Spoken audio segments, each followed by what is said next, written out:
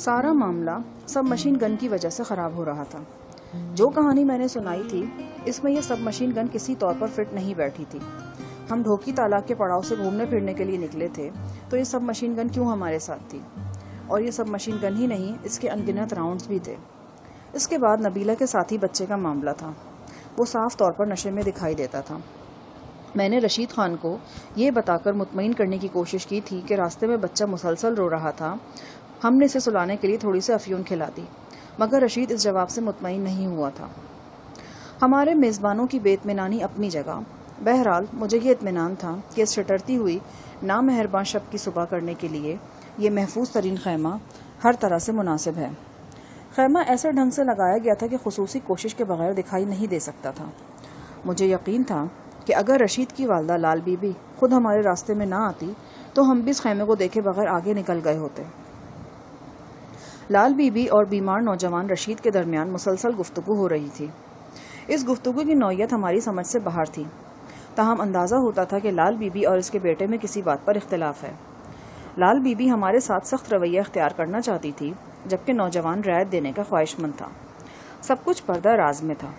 کچھ معلوم نہیں تھا کہ سخت رویے کی نوعیت کیا ہوگی اور اگر رعایت برتی جائے گی تو اس سے کیا مطلب ہوگا۔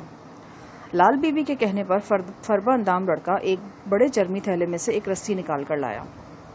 رسی دیکھنے کے بعد مجھے اندازہ ہوا کہ لال بی بی ہماری مشقیں کس کے ایک طرف ڈال دینا چاہتی ہے، جبکہ رشید خان اس سلوک کو ناروا سمجھ رہا تھا اور اختلاف کر رہا تھا۔ تھوڑی دیر بعد میرا یہ اندازہ درست ثابت ہو گیا۔ بات یقیناً ہماری مشقیں کسنے ہی کی ہو رہی تھی۔ رشید خان نے احتجاج کر کے رسی واپس تھیلے میں رکھوا دی اور والدہ کو سمجھانے لگا۔ پھر اس نے مجھے مخاطب کرتے ہوئے کہا، ہماری والدہ کہتی ہے تم وہ نہیں جو بتا رہا ہے۔ جیسا سب مشین گن تمہارے پاس ہے نا، ویسا صرف ڈاکو لوگ کے پاس ہوتا ہے یا کرم لیوی کے پاس۔ تم بتاؤ کیا ہم شکل سے تمہیں ڈاکو یا کرم لیوی والا نظر آتا ہے؟ شکلیں دھوکہ دیتی ہیں بابو صاحب۔ ویسے اگر تم لوگ ڈاکو یا لیوی والا نہیں بھی ہے تو بھی ہمارے لیے خطرناک ہے۔ تم لوگ یہاں سے جائے گا تو دوسروں کو بتائے گا کہ وہاں ویران گھاٹی میں اکیلا خیمہ لگائے، پھر ہمارے لیے یہاں رکنا مشکل ہو جائے گا، ہمیں جانا پڑے گا۔ اگر نہیں جائے گا تو کوئی نہ کوئی خدائے خوار ہمارے لیے مصیبت کھڑی کر دے گا، اسی لیے ہمارا والدہ کہتا ہے کہ تم کو یہاں سے نہ جانے دیا جائے۔ خاصی مہم جو قسم کی بڑھیا تھی یہ۔ بہرحال رشید خان خود بخود میرے پسندیدہ موضوع کی طرف آ رہا تھا۔ اگر ایسا ہی ڈر ہے تو پھر یہاں پڑاؤ سے کیا مطلب؟ کیا کسی سے چھپے ہوئے ہو؟ وہ تنک کر بولا، ہماری رگوں میں افغان خون ہے، کسی سے چھپتا نہیں ہم، نہ ڈرتا ہے۔ ہماری اس بوڑھی ماں کو دیکھو، اگر یہ تم جیسے جوان کو نیتا کر کے یہاں باندھ سکتی ہے تو ہم کیا نہیں کر سکتا؟ اس حالت میں بھی ہم اپنے دشمن کا گلا دبا کر اس کی دم کھینچ سکتا ہے۔ جوش کے سبب رشید خان کا جسم کمبل کے نیچے لرز کر رہ گیا۔ مجھے اندازہ ہوا کہ اس کا دایاں پہلو ٹھیک سے کام نہیں کر رہا، خاص طور پر ٹانگ، پاؤں سے لے کر کولہے تک قطعی مفلوج ہے۔ میں نے نرمی سے کہا، میں خدا نہ خواستہ تمہیں بزدل نہیں کہہ رہا۔ اگر دشمن سے چھپنا بزدلی ہے تو مورچے میں بیٹھا سپاہی بھی بزدل ہے۔ یہ سب وقت وقت کی بات ہوتی ہے۔ کہنے سے میرا مقصد صرف یہ تھا کہ یہ جگہ کسی طور بھی تمہارے پڑاؤ کے لیے مناسب نہیں، خاص طور پر اس صورت میں جبکہ تمہارے ساتھ ایک نوجوان لڑکی بھی ہے۔ کون لڑکی؟ رشید خان بری طرح گڑبڑا گیا۔ میرا خیال ہے تم میری بات سمجھ چکے ہو، میں نے اطمینان سے جواب دیا۔ میرا لہجہ اتنا دھیما تھا کہ آواز صرف رشید خان کے کانوں تک پہنچ رہی تھی۔ رشید خان ہونٹوں پر زبان پھیر کر رہ گیا۔ وہ مجھے جھٹلا نہیں سکتا تھا، اگر جھٹلاتا تو صرف اپنے آپ کو دھوکہ دیتا۔ یہ حقیقت تھی کہ اس خیمے میں ایک نوجوان خوبرو لڑکی موجود تھی۔ یہ گدرائے ہوئے جسم کا وہی لڑکا تھا جو لال بی بی کے پیچھے کلہاڑی لیے برآمد ہوا تھا اور بعد میں میری سب مشین گن باہر سے اٹھا کر لایا تھا۔ پہلی نگاہ میں ہی مجھے اس کی چال پر شبہ ہو گیا تھا، پھر خیمے میں پہنچ کر اور اس کی چال ڈھال دیکھ کر یہ شبہ یقین میں بدل گیا تھا۔ وہ 15-16 سالہ لڑکی تھی۔ موٹے اونی کپڑوں میں اس کے جسمانی نشیب و فراز پوشیدہ تھے۔ ترشیدہ بالوں اور مردانہ لباس کے سبب اسے فوری طور پر شناخت کر لینا آسان کام نہیں تھا۔ رشید خان کے چہرے پر فکر مندی کے آثار دیکھ کر میں نے کہا، میرے بھائی گھبرانے کی کوئی بات نہیں، اگر تمہارے ساتھ عورتیں ہیں تو میرے ساتھ بھی عورت ہیں، ہم ایک دوسرے پر بھروسہ کر کے ایک دوسرے کا سہارا بن سکتے ہیں۔ جس وقت تمہاری والدہ نے مجھے روکا میری ہاتھ میں بھری ہوئی گن تھی، اگر میں نے اس وقت کچھ نہیں کیا تو اب کیوں کروں گا؟ یقین کرو میری طرف سے تم لوگوں کو کوئی نقصان نہیں پہنچے گا۔ رشید خان پر میری باتوں کا اثر ہو رہا تھا اور اس کی دلی کیفیت اس کی نیلگوں آنکھوں سے ظاہر تھی۔ جلدی ہم دونوں میں ایک بے نام سے اعتماد کا رشتہ استوار ہو گیا۔ رشید خان بولا، تم جو کوئی بھی ہے، تمہارا نگاہ بڑا تیز ہے. ہم کو امید نہیں تھا کہ تم اتنی جلدی پہچان جائے گا. یہ لڑکی ہمارا بیوی ہے. 3 مہینے پہلے شوال کے مہینے میں اس سے ہمارا شادی ہوا تھا. بس اسی روز سے ہم بستر پر پڑا ہے اور یہ بیچاری دن رات آنسو بہا رہا ہے. لگتا ہے تمہاری دائیں ٹانگ اور دائیں بازو پر اثر ہے. کوئی چوٹ وغیرہ لگ گئی تھی کیا؟ ہاں، گولی لگا تھا ادھر، ابھی تک وہیں پھنسا ہوا ہے. اس نے انگلی سے اپنی کمر کی طرف اشارہ کیا. یعنی 3 ماہ پہلے لگی ہوئی گولی ابھی تک جسم میں ہے؟ ہاں، پہلے بہت درد ہوتا تھا، اب درد نہیں ہوتا، مگر جسم آدھا رہ گیا ہے. آدھا جسم زندہ ہے، آدھا مردہ. یہ آدھی زندگی پوری موت سے بدتر ہے بھائی صاحب. کوئی جھگڑا ہوا تھا؟ ہاں جھگڑا ہی تھا، لیکن دشمن بزدل تھا. پیٹ سے وار کیا اس کافر کے بچے نے، گولی چلا کر بھاگ گیا. وہ ہمارا سہاگ رات تھا، خوشی کا رات، جس کا ہر ایک کو انتظار ہوتا ہے. ہم نے وہ رات اپنی موت سے لڑتے ہوئے گزارا ہے. دھیرے دھیرے رشید خان کی زبان رواں ہو رہی تھی.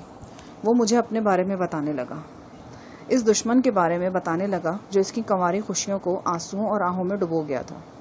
ان حالات سے پردہ اٹھانے لگا جن کا شکار ہو کر وہ اور اس کے اہل خانہ اس ویرانے میں بے یار و مددگار پڑے تھے. سرد ہوا کے جھونکوں سے پھڑپڑاتے اونی خیمے میں انگاروں کی خوابناک روشنی کے سامنے بیٹھ کر رشید خان نے اپنے بارے میں جو کچھ بتایا، اس کا خلاصہ کچھ یوں تھا. رشید خان کے بڑے بھائی کا نام مرزا محمد تھا. وہ لوگ عین افغان سرحد پر توشک نامی ایک چھوٹے سے گاؤں میں رہتے تھے. باپ کی موت کے بعد مرزا محمد روزگار کے چکروں میں ایسا الجھا کہ بری صحبت کا شکار ہو گیا. علاقے میں کچھ لوگ پوست کی کاشت اور ناجائز فروخت کا کام کرتے تھے. مرزا محمد ان میں شامل ہو گیا. مرزا محمد کے اہل خانہ کے لیے یہ بہت بڑا دھچکا تھا. خاص طور پر مرزا محمد کی ماں دن رات اس صدمے سے ہلکان رہتی تھی. اس کی رگوں میں بنگش خون تھا. وہ نے بہت اسرت اور تنگدستی کے دن بھی دیکھے تھے، لیکن کسی بھی موقع پر عزت نفس کو سینے سے جدا نہیں کیا تھا اور سفید پوشی کا بھرم قائم رکھا تھا. اس نے قسم کھا لی کہ جب تک مرزا محمد راہ راست پر نہیں آتا وہ بستر پر سوئے گی، نہ اپنے کمرے سے قدم باہر نکالے گی. ماں کے علاوہ رشید خان کو بھی اپنے بڑے بھائی سے بے پناہ محبت تھی. در حقیقت وہ دونوں ایک دوسرے کو دیکھ دیکھ کر جیتے تھے. بھائی کی بے راہ روی دیکھ کر رشید خان بھی خون کے آنسو بہاتا تھا. یہ سلسلہ کوئی 2 برس تک چلا. آخر مرزا محمد کو اپنے پیاروں کی ضد کے سامنے ہتھیار ڈالنا پڑے. اس نے تمام جرائم پیشہ لوگوں سے قطع تعلق کر لیا اور محنت مزدوری کا راستہ اپنایا. مرزا محمد کو چھوٹے بھائی کے سر پر صحرا دیکھنے کی بہت آرزو تھی. اس نے فیصلہ کیا کہ اپنی شادی سے پہلے وہ رشید خان کو دلہا بنائے گا. اس نے دن رات محنت کر کے اس شادی کا اسباب جمع کیا اور تاریخ پکی کرتی. رشید خان کی ہونے والی دلہن اس کی ماموزاد تھی. کئی سال پہلے دونوں کی منگنی ہو چکی تھی اور وہ ایک دوسرے کو پسند بھی کرتے تھے. سب کچھ خوش اسلوبی سے انجام پایا. ایک رات رشید خان چاند سی دلہن کی ڈولی لے کر اپنے گاؤں واپس آ گیا. بڑی دھوم دھام کی شادی تھی یہ. مرزا محمد نے اس تقریب پر اپنی استطاعت سے بڑھ کر خرچ کیا تھا. پارا چنار سے ڈھول تاشے والے بلائے گئے تھے. زنانہ لباس میں رقص کرنے والوں کی ایک منڈلی سدا کے نوا سے آئی تھی. باراتیوں نے سروں پر گیس لیمپ اٹھا رکھے تھے اور روشنی کے ہنڈولے بارات کے ساتھ سفر کر رہے تھے. رسم کے مطابق بارات کے رستے میں آٹے کا چھڑکاؤ کیا جا رہا تھا اور کچھ لوگ زبردست ہوائی فائرنگ کر رہے تھے. اس وقت بارات دلہا کی دہلیز پر پہنچ چکی تھی اور شگن کے طور پر دلہا دلہن کے قدموں میں بھیڑ ذبح کی جا رہی تھی، جب اچانک دلہا تڑپ کر گھوڑے سے گرا اور ہر طرف چیخم دھاڑ مچ گئی. ہوائی فائرنگ کرنے والوں میں سے کسی نے رشید خان کو نشانہ بنایا تھا. ایک گولی رشید خان کا کندھا چھیدتی ہوئی گزر گئی، جبکہ دوسری کمر میں پیوست ہو گئی. باراتیوں میں سے کسی نے فائر کرنے والے کو دیکھ لیا تھا. جب وہ رشید خان کو گھائل کر کے بھاگا تو لوگ اس کے پیچھے لپکے اور 50-60 قدم آگے آ کر اسے ایک گلی میں مار گرایا. اسے خودکار رائفل کا پورا برسٹ لگا تھا. نتیجے میں وہ فوراً ہلاک ہو گیا. تڑپتے پھڑکتے دلہا کو اٹھا کر فوراً مقامی معالج کے پاس لے جایا گیا. اس نے کندھے سے بہنے والا خون روک کر مرہم پٹی کر دی اور کمر سے گولی نکالنے کی کوشش کرنے لگا. چیر پھاڑ کے باوجود وہ گولی تک پہنچنے میں ناکام رہا. آخر کوشش ترک کر دی گئی. وہ سہاگرات جو بہت منتوں اور دعاؤں کے بعد آئی تھی، درد و کرب کی خونی لہروں میں یوں ڈوبی کہ اس کا ایک ایک پل کرہ بن گیا. مرزا محمد کی دنیا اندھیر ہو گئی. اس کا لاڈلا بھائی، اس کے ارمانوں کا دلہا، خون میں نہا کر بستر پر جا گرا تھا اور یہ سب اسی کی وجہ سے ہوا تھا. رشید خان کو گھائل کرنے والا رشید خان کا اپنا دشمن نہیں تھا، وہ مرزا محمد کا دشمن تھا۔ وہی جرائم پیشہ لوگ جن سے مرزا محمد نے قطع تعلق کر لیا تھا اس کی خوشیوں کے قاتل بنے تھے۔ انہوں نے اپنی رنجش کے بدصورت اظہار کے لیے ایک خوبصورت دن کا انتخاب کیا تھا۔ بارات میں ہونے والی ہوائی فائرنگ کے دوران دلہا کو ہلاک کرنے کا منصوبہ کسی شاطر ذہن کی پیداوار تھی۔ کسی کو خبر تک نہ ہوتی کہ کس کی گولی رشید خان کو چاٹ گئی، مگر دست قدرت نے اس منصوبے کو مکمل کامیابی سے ہمکنار نہیں ہونے دیا۔ رشید خان بچ گیا۔ یہ اور بات ہے کہ یہ زندگی صرف نام کی زندگی تھی۔ بھائی بستر سے لگا تو مرزا محمد کو تن بدن کا ہوش نہ رہا۔ وہ جلد از جلد اسے صحت یاب دیکھنا چاہتا تھا، لیکن صحت یابی کے حصول کے لیے صرف بھاگ دوڑ کا ہی کافی نہیں تھی، پیسے کی ضرورت بھی تھی، اور مرزا محمد سب کچھ شادی پر لگا چکا تھا۔ وہ قرضہ لے لے کر بھائی کا علاج کرانے لگا۔ جس نے جس جگہ کا پتہ بتایا وہ بھائی کو لے کر وہاں چل دیا۔ تعویذ گنڈے، جھاڑ پھونک، حکمت، ڈاکٹری، قریباً سبھی کچھ وہ آزما چکا تھا۔ اسے اب پتہ چلا کہ رشید خان کا علاج صرف کسی بڑے شہر کراچی، لاہور وغیرہ میں ہی ممکن ہے۔ 10 روز پہلے وہ اپنے گاؤں توشک سے ایک خانہ بدوش قافلے کے ساتھ ٹل کی طرف روانہ ہوا۔ گاؤں میں وہ اپنی مختصر کھیتی اور مکان بیچ چکا تھا، لہٰذا اس کی روانگی مستقل نوعیت کی تھی، یعنی وہ واپس آنے کا ارادہ نہیں رکھتا تھا۔ بیمار بھائی کے علاوہ اس کی دلہن اور اپنی والدہ کو بھی مرزا محمد نے ساتھ لیا۔ خانہ بدوش قافلے کے ساتھ سفر کرتے ہوئے وہ اس علاقے سے گزرے تو ایک شب کے لیے یہاں پڑاؤ کرنا پڑا۔ اس کھائی میں خانہ بدوشوں نے خیمے گاڑ دیے۔ ان خیموں میں مرزا محمد کا بھی خیمہ تھا۔ اس رات پچھلے پہر رشید خان کی آنکھ کھلی تو اس نے دیکھا کہ مرزا محمد خیمے کے دروازے پر کھڑا کسی اجنبی سے باتیں کر رہا ہے۔ اجنبی کی آواز سن کر مرزا محمد اور رشید کی والدہ بھی جاگ گئی۔ مرزا محمد نے رشید سے کہا کہ وہ تھوڑی دیر کے لیے پڑاؤ سے باہر جا رہا ہے، 1-2 گھنٹے میں واپس آ جائے گا، لیکن اگر کچھ دیر بھی لگ گئی تو وہ پریشان نہ ہو۔ قافلے کی روانگی سے پہلے وہ ہر صورت میں پہنچ جائے گا۔ مرزا محمد چلا گیا اور اگلے روز 10 بجے تک واپس نہ آیا۔ قافلہ کوچ کے لیے تیار تھا، صرف مرزا محمد کا انتظار ہو رہا تھا۔ اس کی تلاش میں ادھر ادھر گھوڑے دوڑائے گئے لیکن کچھ پتہ نہ چلا۔ اسی کشمکش میں سے پہر کے 3 بج گئے۔ پابندوں کا قافلہ سالار اب مزید انتظار کے لیے آمادہ نہیں تھا۔ دیگر لوگ بھی روانگی کے لیے بے تاب تھے۔ سب کو معلوم تھا کہ یہ علاقہ جرائم پیشہ افراد کا گڑھ ہے اور یہاں مسلسل 2 راتیں پڑاؤ کرنا کسی طور بھی مناسب نہیں۔ وہ اندھیرا گہرا ہونے سے پہلے پہلے یہاں سے نکل جانا چاہتے تھے۔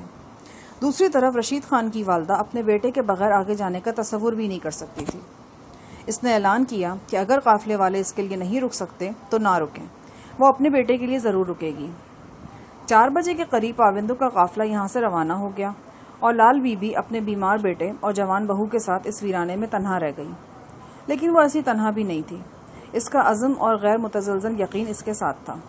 وہ جانتی تھی کہ یہاں چاروں طرف بھیانک اندیشے منہ پھاڑے کھڑے ہیں، لیکن وہ اس حصار میں بھی بیٹے کا انتظار کرنا چاہتی تھی۔ وہ ایک ماں تھی، اس نے مرزا محمد کو جنم دیا تھا، اسے ایک ایک پور بڑھتے دیکھا تھا اور اب وہ جوان تھا۔ اس نے ماں سے وعدہ کیا تھا کہ وہ واپس آئے گا، وہ اس کا انتظار کرے۔ اب ماں کا قدم کیسے آگے اٹھ سکتا تھا؟ اٹھ ہی نہیں سکتا تھا۔ آول نہ کٹ جانے سے بچہ آزاد ہو جاتا ہے، لیکن ماں پھر بھی پابند رہتی ہے۔ ایک اندیکھی آول زندگی بھر اسے اپنے بچے سے باندھے رکھتی ہے اور اسے کوئی نہیں کاٹ سکتا، نہ وقت کا تیز دھارا، نہ رشتوں کی قینچی، نہ معاشرے کا جبر، نہ حالات کی ستم ظریفی، کچھ نہیں۔ بیٹے کا انتظار کرنے کے لیے لال بی بی نے مردانہ وار رائفل تھامی اور خیمے کی حفاظت کرنے لگی۔